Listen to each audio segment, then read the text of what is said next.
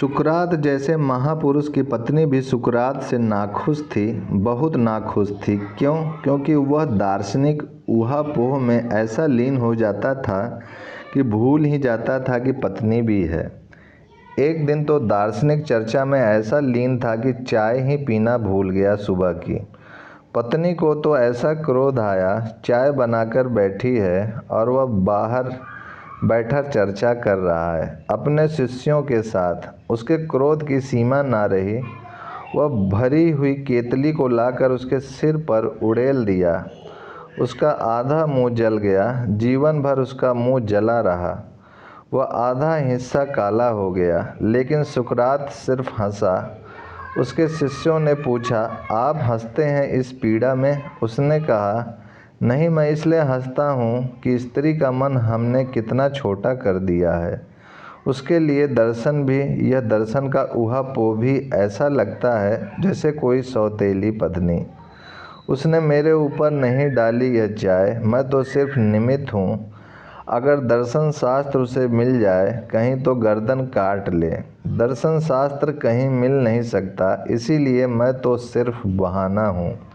किसी ने सुकरात से पूछा, एक युवक ने, कि मैं विवाह करने का सोचता हूँ। सोचा, आपसे ज़्यादा अनुभवी और कौन होगा। विचार में भी आप अंतिम शिखर हैं। आप जीवन के भी सब मीठे कड़वे अनुभव आपके हैं। क्या सलाह देते हैं? तुम चकित हो जाओगे सुकरात की सलाह सुनकर। सुकरात ने कहा, विवाह करो।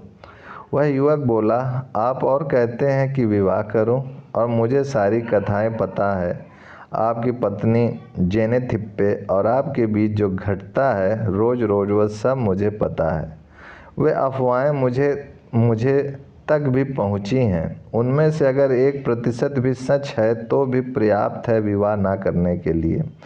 सुकरात ने कहा, उसमें से 100% सत्य है, लेकिन फिर भी तुमसे कहता हूँ विवाह करो। विवाह के लाभ ही लाभ हैं। उस युवक ने कहा, जरा मैं सुनूं, कौन से लाभ हैं? सुकरात ने कहा, अगर अच्छी पत्नी मिली, समझदार पत्नी मिली, तो प्रेम का विस्तार होगा, और प्रेम का विस्तार इस जगत में सबसे बड़ा लाभ है। और अगर मेरी जैसी पत्नी मिल गई तो वैराग्य का उदय होगा, और वैराग्य तो राग से भी ऊपर है। वह तो प्रेम की पराकाष्ठा है। वह तो परमात्मा से प्रेम है। दोनों हालात में तुम लाभ ही लाभ में रहोगे। ओम शांति।